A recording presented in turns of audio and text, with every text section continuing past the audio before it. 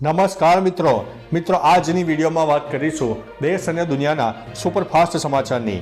સૌપ્રથમ વાત કરીએ તો કોણ છે ગોવિંદ ધોળકિયા।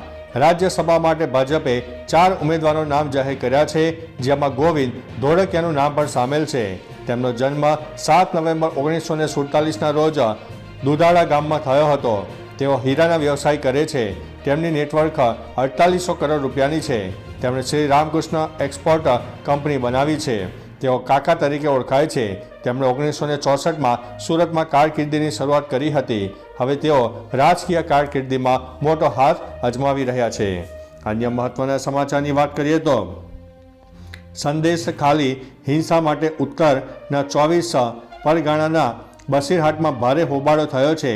એસપીની ઓફિસની બહાર વિરોધ પ્રદર્શન સમયે ભાજપના કાર્યકરો અને પોલીસ વચ્ચે ઝપાઝપી થઈ હતી।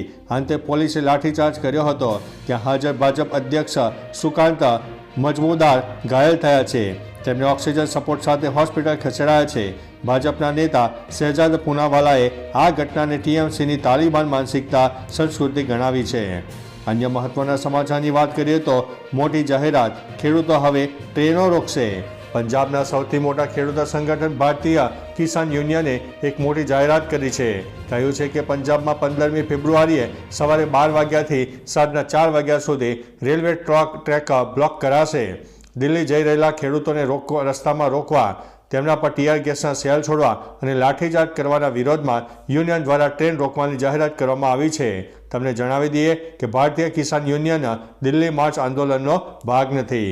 તો ચાલો મિત્રો, ફરીથી દેશ અને દુનિયાના સુપરફાસ્ટ સમાચાર લઈને મળતા રહીશો। ત્યાં સુધી અમને રજા આપશો। નમસ્તે।